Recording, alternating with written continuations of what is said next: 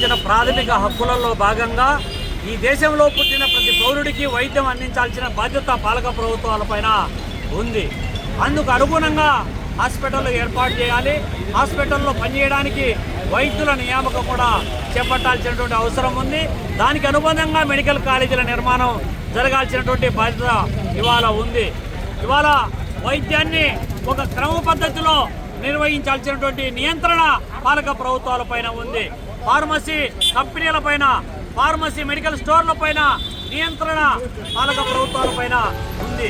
కానీ ఇవేవి కూడా పట్టించుకోకుండా ఒక కార్పొరేట్ హాస్పిటల్ ఏర్పాటు అంటే వాళ్ళ కార్పొరేట్ హాస్పిటల్లో ఉన్నటువంటి మెడికల్ స్టోర్ వాళ్ళు 50% నుంచి 60% ఆ హాస్పిటల్ యాజమాన్యానికి కప్పం కట్టాలి. మెడికల్ స్టోర్తో పాటు ఇవాళ ల్యాబ్ టెక్నీషియన్కు సంబంధించినటువంటి వైద్య పరీక్షల కోసం సెంటర్ పెట్టాలంటే 50% వాళ్ళకు పర్సెంటేజ్ యాజమాన్యానికి చెల్లించాలి అని అంటే అదనంగా పేషెంట్ల పైన ఎంత భారం పడతా ఉందో మనకు అర్థమవుతా ఉంది. మరోవైపు మెడికల్ స్టోర్లలో ఎక్కడే కానీ ఫార్మసిస్టులు, సర్టిఫైడ్ ఫార్మసిస్టులు లేనటువంటి పరిస్థితి. కేవలం సర్టిఫికెట్లు మాత్రమే పెట్టుకొని అక్కడ ఎలాంటి అనుమతి లేనటువంటి, లేకపోతే ట్రైనింగ్ లేనటువంటి ఫార్మసిస్టులతో ఇవాళ మందులు విక్రయించడంతో పాటు ఎక్స్పైర్ అయినటువంటి మందులను, నకిలీ మందులను ఇవాళ జనం పైన రుద్దేటువంటి పరిస్థితి ఇవాళ కొనసాగుతూ ఉంది.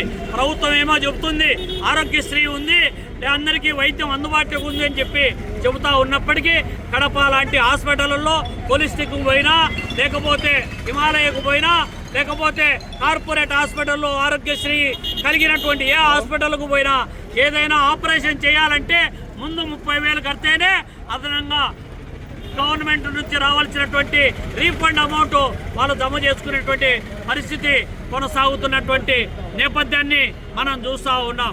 ఈ రాష్ట్రంలో ఉన్నటువంటి వైద్యశాలల పైన నియంత్రణ లేనటువంటి పరిస్థితి. మెడికల్ ఫార్మసీ కంపెనీల పైన, మెడికల్ స్టోర్ల పైన వైద్య ఆరోగ్య శాఖ కావచ్చు, లేకపోతే ఫార్మా సంబంధించినటువంటి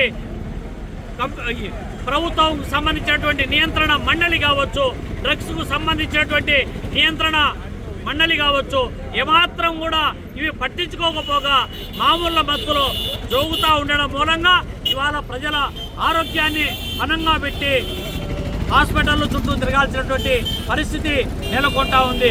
ప్రజల ప్రాణాలకు రక్షణ లేనటువంటి పరిస్థితి నెలకొంటున్నటువంటి నేపథ్యంలో ఇప్పటికైనా ప్రభుత్వము ఈ రాష్ట్రంలో ఇష్టారాజ్యంగా అనుమతి లేనటువంటి డాక్టర్లు, సర్టిఫికెట్ లేని డాక్టర్లు, ఇప్పటి ముప్పటిగా వెలుస్తున్నటువంటి క్లినిక్లు ఒకవైపు, ఇంకోవైపు కార్పొరేట్ హాస్పిటల్ల దోపిడీకి అడ్డు అదుపు లేకుండా పోతున్నటువంటి నేపథ్యంలో ఇమ్మీడియట్గా వీటిపైన ఒక నియంత్రణ కమిటీని ఏర్పాటు చేయాల్సినటువంటి అవసరం, బాధ్యత ప్రభుత్వం పైన ఉంది.